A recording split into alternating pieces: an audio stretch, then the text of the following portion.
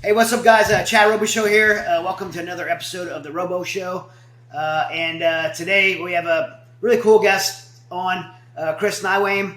He's a business advisor, a lobbyist, a PR agent. When I say a PR agent, he's represents the very best clients. He's my PR agent. He's been my PR agent and get me booked on a lot of media you see me on. He's the guy getting me booked on it. But what's really cool about him is he's a Army veteran and an Iraq war veteran. He's even testified before Congress and appeared on lots of national media platforms advocating for change in the laws that benefit America's veterans. So we have a lot very like-minded in that, and kind of how we got connected. He's a very interesting policy journalist, and joins us now to talk about what he does now today in life, but what got him here. And I really want to hone in before we have him start talking here. I really want to hone in today, if you're listening, on how veterans like Chris can get involved in this space, because we need more veterans to be involved in this space and policy change for veterans, and to get out there in the media and be talking about these policy changes. Chris, thanks for coming on with me, man. Thanks for having me, Chad. I'm excited to be here. So, did I get your name right?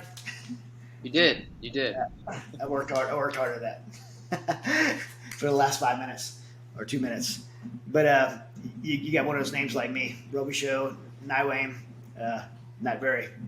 didn't really line up with the spelling. So how does somebody transition from being a Army guy, went to Iraq, and then you're a publicist, does PR, like gets people like me on media, you've spoken in front of media, you're working on policy and change, testifying before Congress. What was your journey to get you there? Even if I don't know how far it goes back, but what was your journey to get you where you are right now? Sure. It's a lot of times people say, let me tell you something interesting, and it might be interesting, it might not be interesting. I feel like this journey to getting me to kind of this kind of juncture of being, I say a generalist, because it's, I know a little bit about a lot, and I think that this journey started probably in high school. I was not a good high school student at all. I didn't really get school at that time. I just didn't really enjoy it. I mean, I wrestled for a year, but I wasn't really, I played in a grunge rock band. I had long hair. If you find my picture in high school, I got long hair, a Nirvana shirt or Alice in Chains shirt, depending on which year, which I still listen to. But I gotta see that, by the way. But I was interested in government for some reason. When I had my government class, I found that very interesting. And the reason I find it interesting is because it has that practical application on people's lives. People will say, well, I don't like politics. I don't care about politics. That's interesting, because politics still cares about them. It still decides how much tax they pay, how late their curfew is, what type of education their children get, what the policies are that impact their neighborhoods, their states. So I always found that interesting, that that people wouldn't be interested in politics. So it started with an interest in government after the 9/11 attacks, which I was 19, so I was only a year out of high school. That really kind of shook me a little bit. I enlisted in the Army, and that was really kind of where this journey began. Is military service. I served in Iraq in 2003 because of obviously the needs of the military. It was no surprise that you enlist after 9/11. You're probably going to be utilized. I did a tour in Iraq, and the next 6 years I spent training in the reserves, training troops. I did that one tour, and then getting back to college. So that was really the start of it, was being overseas and seeing what power looks like, whether it's a man or a woman. In this case, it was a man. It was President George W. Bush, strikes his pen and sends an army into the desert. I was always kind of fascinated by that, and I'm open about that. You have all these people that want to run for Congress that are kind of like, well, I really don't, it's not for me. I just want to serve people. Well, I think they do want to serve people, and I think that people do that because they think they have a skill to add, but there's also that sort of intrigue and interest in what it would be like to have certain types of influences. And I think I've always found that kind of interesting. So it started in that government class in high school, and then after the military, going into college, studying political science, it continued from there. That was sort of the beginning of it. Yeah, I think it's interesting you said that. People not interested in government. I always hear because I've been very involved in politics and government, and And I always hear people say, well, I'm not a very political person. But you're the same one that's complaining about the gas prices at the gas pump. Or, people say they aren't political people, but everybody at the end of the year is filing their taxes, wanting an income tax return. We're all political people, and what happens in our government matters to us in our everyday lives. Where our kids go to school, what our kids are going to learn in school, what our retirement looks like, what our tax returns going to look like, how medical benefits, being able to go to the doctor, all those things make us political people. So to say you're not a political person, I think it's a cop-out and a cowardly way to say you're not bold enough to state your opinion on the things that matter most in our lives. And I think that's very correct. And maybe some people join associations or those sorts of things. And so politics, it's also, let's be honest, I think it's gotten a negative connotation since the 1970s, since the era of divided government, where, politics is like a really rough sport, and it's these days you'll hear buzzword like a Trump, Clinton, Obama, and it kind of gives you this charged image of what partisan politics are, which have gone off the rails in many ways. But I think the definition of politics, at least one that was presented when I was in college, was the process by which who gets what and how and by what means. I mean, it's really just kind of a game in some ways. And I think so in college, I was a political science bachelor's, a political science master's later on. I interned in Congress for Congressman Donald Manzullo, who is a really smart, manufacturing job-focused member from Rockford, Illinois. He was a really kind guy. I seen him recently at O'Hare Airport. His map was in Illinois every 10 years. The Democrats won the remap, and they unfairly kind of pushed Republicans together. I think Adam Kinzinger ended up getting his new district, and then he retired. But so I learned a lot I proceeded down that sort of political science route, and worked at a lobby firm in grad school in Springfield, Illinois, where it's the best metaphor. It's really a Star Wars metaphor. That's where the Jedi training came about lobbying. That's where I learned how to write white papers, study legislation, read legislation, lobby members of the State House. And, as a younger student, grad school student, you learn how to kind of break those nerves of how to talk to a lawmaker, how to be credible. And that proceeded to D.C. I advocated for, I worked at Iraq, Afghanistan Veterans of America, Wounded Warrior Project back early on when they were really heavily involved. I mean, I was the lead lobbyist for the Clay Hunt SAVE Act that passed. It was the first bill that passed, the Veterans Bill that passed the Congress under Obama's second term. At the forefront of a lot of that. So I've been fortunate where I've been able to apply my education. I mean, many people don't think political science is the greatest degree for jobs. I agree. But, if you're willing to relocate, if you're willing to take risks and really kind of follow, it's cliche when people say, follow your dreams. But then again, it's also true. You hear stories about Michael Jordan playing basketball and ditching school all day long. Or you hear about, Magnus Carlsen, or the world chess champion, who right now the world chess championship is going on. And it looks like he's going to win again. But, someone that plays, hundreds of thousands of games of chess, I mean, there's that repetition. So for me, it was the political science. And like you said, Chad, a lot of people want to sit things out unless it's time. And I fully admit this. I hate not having influence and power over things. I really do.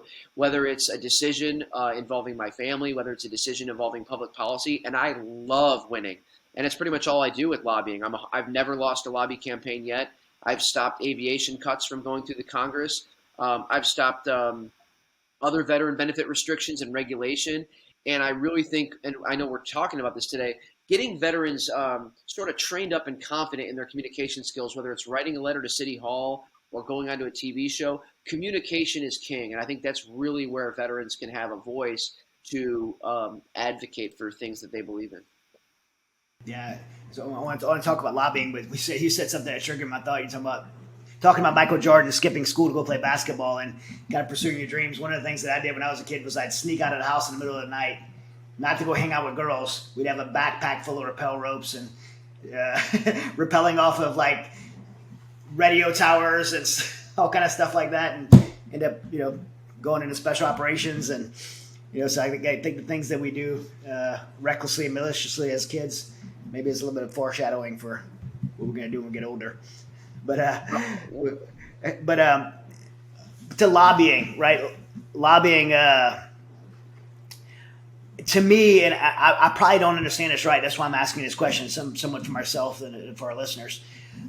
I look at lobbying and I think, man, they should be like caps to how much people could raise to run a campaign, because when you have no cap, you could solicit as much money as you want. You could almost outspend the next guy, and most of those people, most of the money that's coming is coming through lobbyists.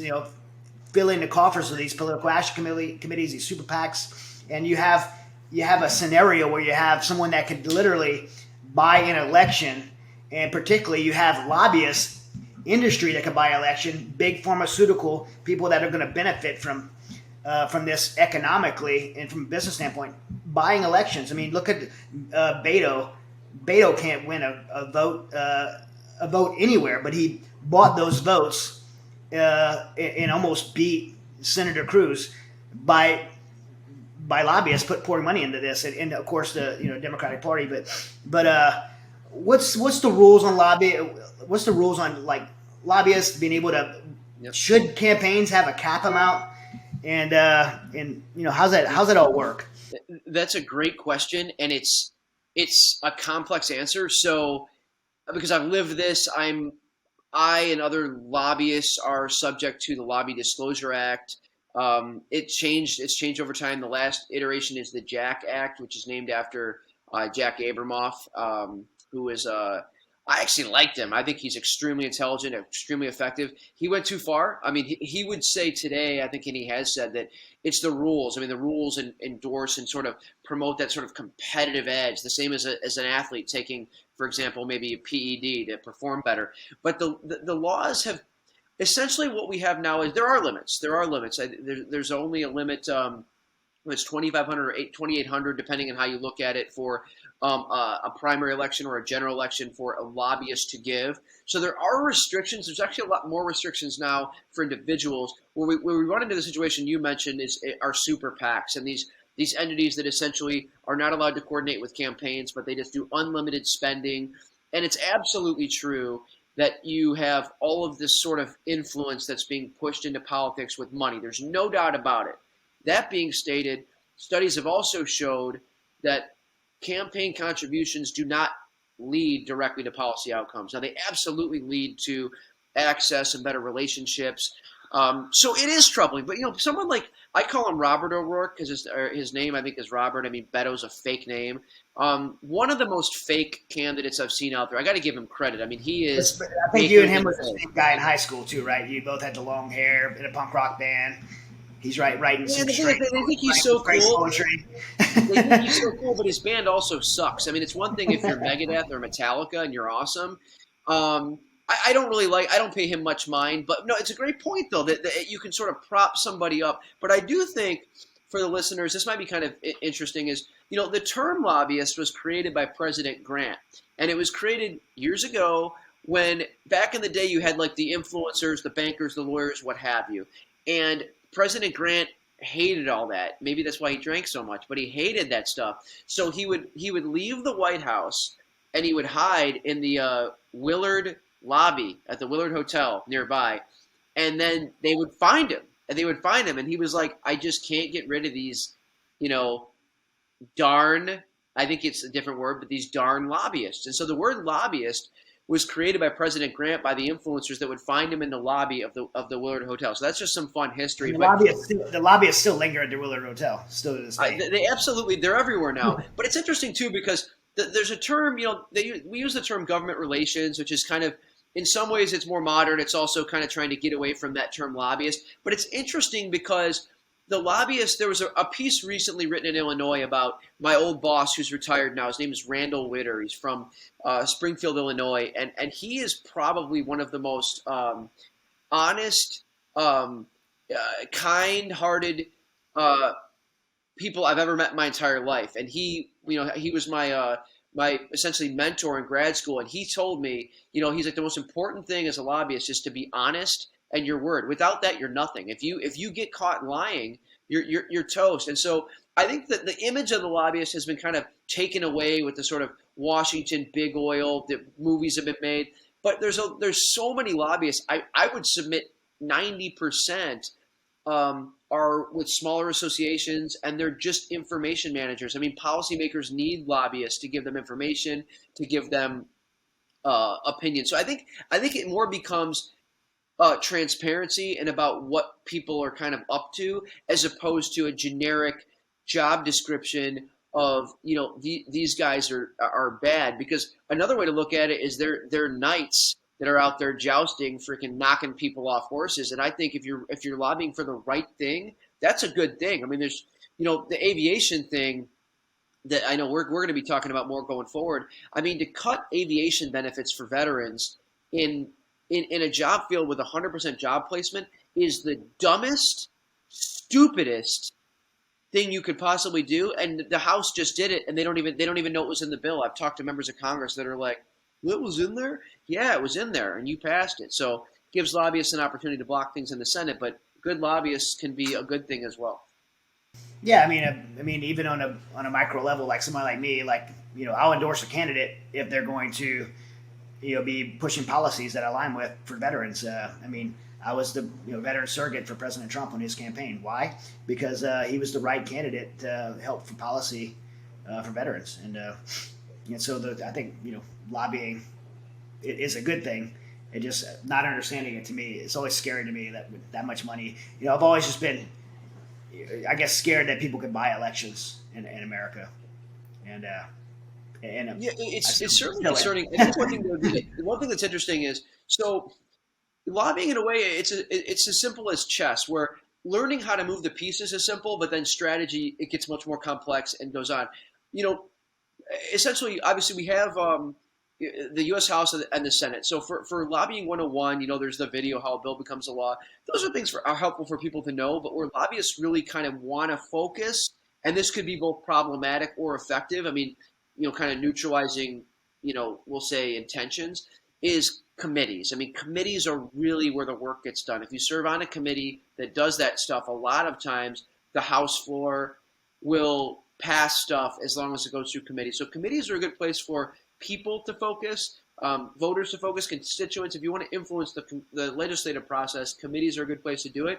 And then in the Senate, for good, bad, or indifferent, it's much more difficult to finalize a bill because the House and the Senate both have to agree on the exact same language. Every period, every sentence has to be the same, and they'll call it a conference if there's difference in language. So it can actually be really interesting. I mean, I think more people should look at lobbying or learning how to work for associations. I mean, you can really be out there making a difference. I mean, if you can change a law and you can do that, it's something to be proud of, But certainly, like you said, Chad, I think there's also, we need to make sure we're having transparency, and we are, kind of looking at that. And while the media constantly sort of complains about President Trump, for example, there's real issues they're not covering. You know what I mean? And what's so interesting that you mentioned is President Trump was fantastic on veterans. What the work that you and him were doing when you guys were doing, during the Trump administration, I never cared about him being mean to people. I actually found it kind of entertaining. It made the press conferences a little more exciting. But the guy got good things done. I mean, the VA Accountability Act, you could go into the VA drunk, light the building on fire, go into a surgery and make a mistake and still not be fired under the Merit System Protection Board. Under President Trump with the VA Accountability Act, you can actually fire bad people. And the unions fired like 10,000 of them. They fired a lot of them, and still the unions will say,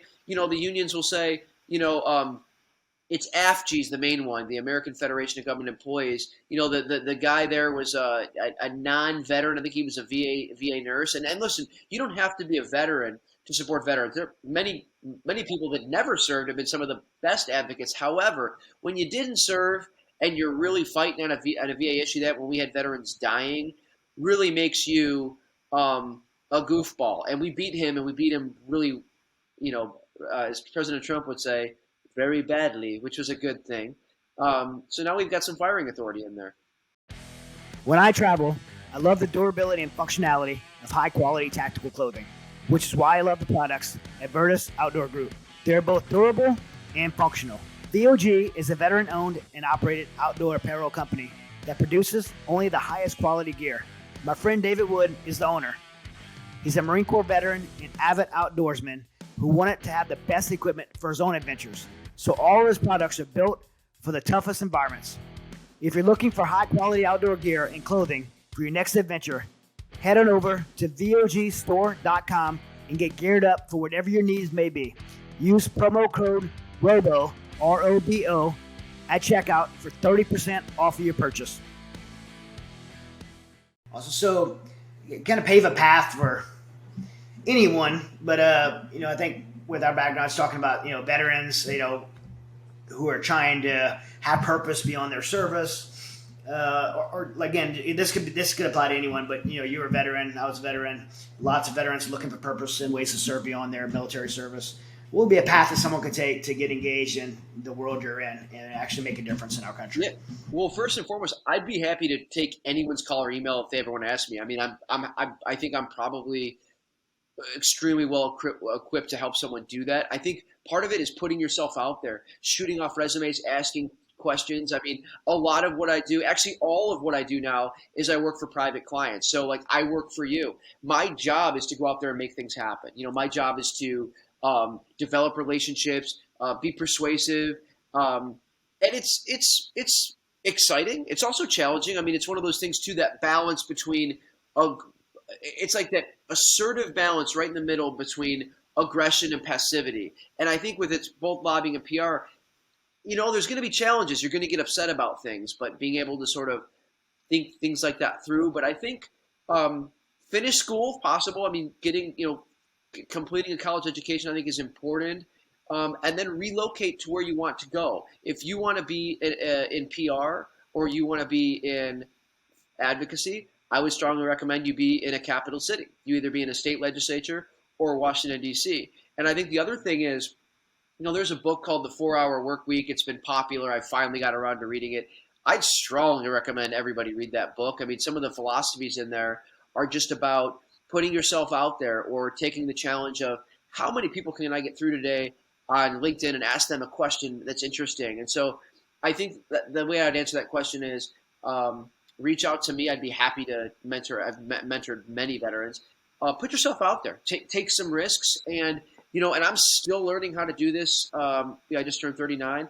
Learning how to fail. We hate failing. People hate failing. We don't like it psychologically. It doesn't feel good. But I'm finally kind of learning, and it's in this book. You know what? Learn how to love it. Learn how to love failing, because failing is and Chad, you're a high-level MMA competitor. I think it's Gary Goodrich, old UFC guy. He posts positive stuff every day on his Twitter. One of them was, I didn't fail. I just found 10,000 ways that didn't work yet, and I'm going to try another way, right? So learning how to do that, I think in this field, that kind of resilience will help veterans.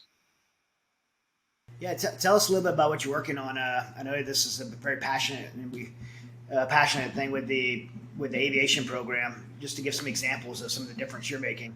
I mean, this is something that directly impacts people's lives and education. And yeah, no, I appreciate the chance to do that, Chad. There's a bill. It's HR 5063, I think, and it doesn't really matter the bill number because there was a whole bunch of items in there. But every Congress, there's an effort to cap the amount of funds a veteran can use at a public college for aviation.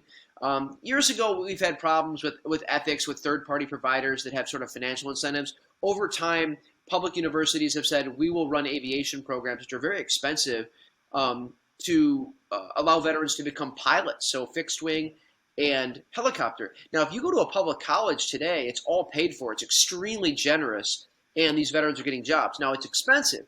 You could have a bill of $150,000 from the VA for a helicopter pilot. So some in Congress have said that's too expensive. We want to cap it at this lower rate. And it's been written by a guy named John Clark, who I've worked with in the past. And he's not a veteran. He's not a pilot.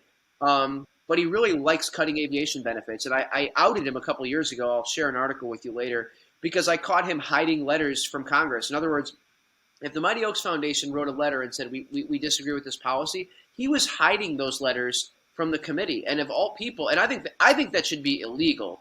It's not. It's unethical, which is why I called him out. And I hit him so hard that his wife went onto social media and started, and I never saw it, but and saying, "Oh, my husband loves veterans," and it's like I completely understand a wife defending her husband. I won't go there, but what does that have to do with your husband lying, hiding letters from Congress, being unethical, and of all people, Robert O'Rourke was the congressman that passed that out of the House, and to his credit, because he's an idiot, he had no idea that this cut was there. So that this bill pops up every Congress, and I can share an article that I wrote on it before, and it'll go to the Senate. I don't think it'll go anywhere, but it is frustrating, and I want to talk to you, Chad, and I want to talk to others. I want to talk to all of our friends that are either veterans or pro-veteran, Frank Mir, Tim Kennedy, some of these guys that are out there, and really get loud about this, because 100% job placement, Southern Utah University, other colleges I've represented in the past, University of California, San Diego, are doing a lot of really pro-veteran stuff in many fronts, but Southern Utah University has 100% job placement. I mean, I'll send the details on it, but that's something I'm very much focused on. I mean, I really want to block that. And you know what? I'm just going to go ahead and call him out now. Madison Cawthorn's office sponsored that bill, and his staffer had no idea what was in that bill. She had not a clue what that bill did, and I think he was misled by his staff. But if you're going to go out and say you support veterans and you pass a stupid bill like that, you need to be called out, and he's going to be. Yeah, you can't cut education support to veterans. I mean, not only is this program good for veterans, it's good for the economy. We got 100% job placement. You're bringing people into industry that is growing in a job shortage. It's good for the economy. It's good for the country.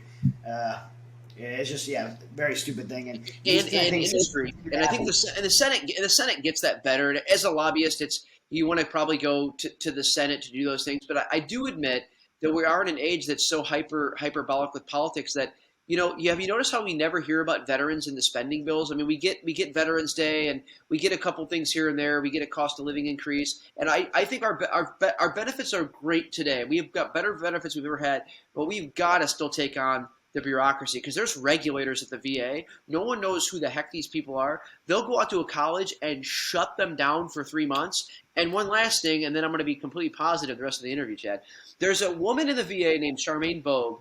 She's a civilian. She's corrupt. She's under investigation by by the OIG and Senator Grassley. Her husband is a lobbyist who's lobbying her, which there's all kinds of problems. But because of all the stuff going on with her, regardless if you thought she was great, she was your next door neighbor, she's been unable to even execute her duties. And so this past summer, we had colleges that were shut off from benefits for months because of regulatory nonsense that the VA finally corrected themselves. That's really unacceptable. I mean, we've really got to focus in on these officers in the VA. So in this case, the Education Service Director. And in my opinion, and this is my own personal opinion, I think you should have to be a veteran to serve in some of those roles. But again, there's political correctness now with certain things. But there's a lot of stuff going on at the VA. So if anyone has any free time on their hands and they want to make a difference, trust me, there's things we can work on.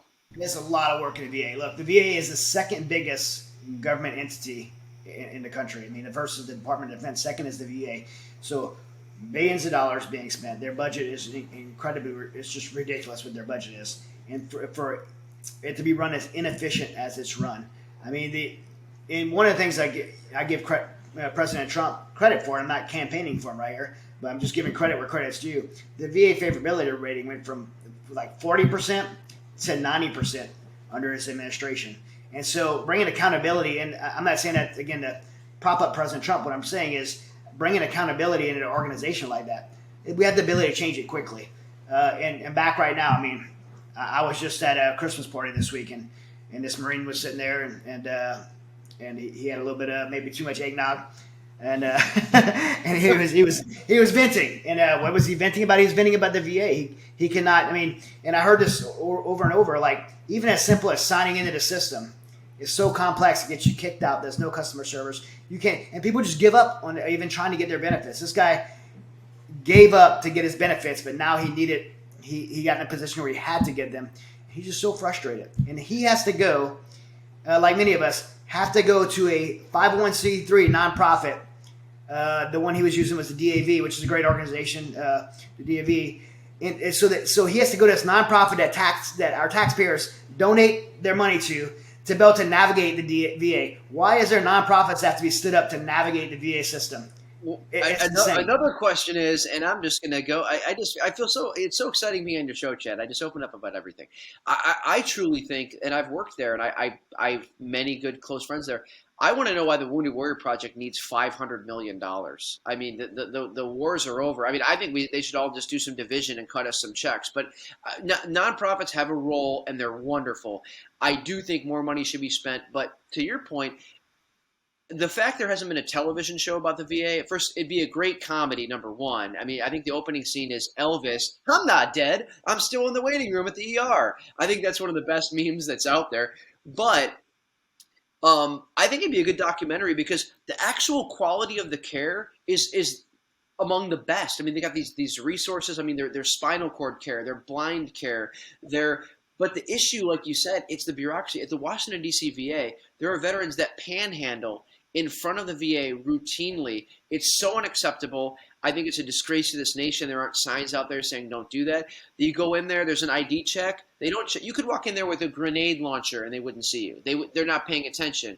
And and people say, oh, Chris, you're always focusing on little things. I think people should have uniforms. I mean, you go in there, you have these young folks with T-shirts on. And they're just the customer service is a disaster. They tried to fix it under Obama with Bob McDonald. I know he had good intentions. I know he was a business leader. I think something that big, there's going to be problems. So, and look, I don't think you're propping up President Trump. President Trump's accomplishments speak for themselves. The VA Accountability Act was a win. Prevents bill. I was part of Prevents bill. I was part of Prevents bill and included the faith-based programs and being able to bring those changes into. I was able to provide advice and consultation to Deputy Secretary Pam Powers, and we made changes in there. And like you said, the VA has great people in the VA. There's great doctors. There's great resources, but access to those people and resources is roadblocked by government bureaucracy and just very failed infrastructure. And I mean, even if you move states, like it's a federal system, but if you move states, you have to re-register or start over. It's insane. We could do a whole other show complaining about this. The point we want to make. Go ahead. I see you want to say something. Yeah, no. Because I think we're probably wrapping up. Remind me how much time. There's so many interesting things we could do, but I do think also, Chad, we have to look at the balance between hero worship and then the victim broken vet. Right? I feel like society thinks we're in the extreme when we really are kind of in the middle. However, I do want to say this. I'm obviously I get to work for you, and you give me opportunity. So I'm fortunate to have opportunity out there, which many organizations and individuals like you give me. So one, thank you for that. Number two, because people know we work together, the work that you've done with Save Our Allies, the work that you've done has been not only beyond meaningful. Once again, just like the VA, you shouldn't have to be doing that. I think that the U.S. government should do that, but the work that you've done, the work that Tim Kennedy's done it's really special. So it's exciting because it's also really motivating, whether it's lobbying, whether it's public relations. I think that, veterans have, and you've touched on this, and I'll kind of close with this, is purpose is key. And it's so simple, but it's key, is that purpose. I think when people don't have purpose, especially veterans who have had a lot of intensity and excitement, sort of like these MMA fighters, like you, Mark Kerr, some of these other guys, when that adrenaline and that excitement and that purpose and that those arenas aren't full anymore, or that deployment doesn't exist anymore, a lot of people struggle. So in the case of veterans that want to do lobbying, NeiweemGroup.com, I'm easy to find. Send me an email through the website, send me an email on here, hit me on Twitter. I'd love to have coffee or a phone call with any veteran that wants to learn a little bit more about public relations, lobbying. It's exciting stuff, and we get up every day. And to quote, Dana White from the UFC, every day life is coming to kick you in the face, and it definitely does in lobbying. And so every day is exciting. Awesome, Chris. Hey, can you spell that website? Because not everybody knows how to spell your name. I'd say common spelling. The Twitter is at Chris Neiweem. It's ChrisNeiweem. And the website is NeiweemGroup.com, NeiweemGroup.com. And they can email me through the website. It'll come through to my email. Same thing on LinkedIn. Awesome. Get involved. Everybody's talking about wanting to find purpose. No greater purpose in our country right now than to help impact on a very personal level. You could help impact the direction and trajectory of our country. There's two ways it's going right now, and one of those ways is not good at all. And we need to go to, as citizens, grab hold of our country and take it in a direction and trajectory that we're going to be proud of, and be able to something we can hand on to our kids' kids. So, thanks so much, Chris. God bless. Thank you, guys.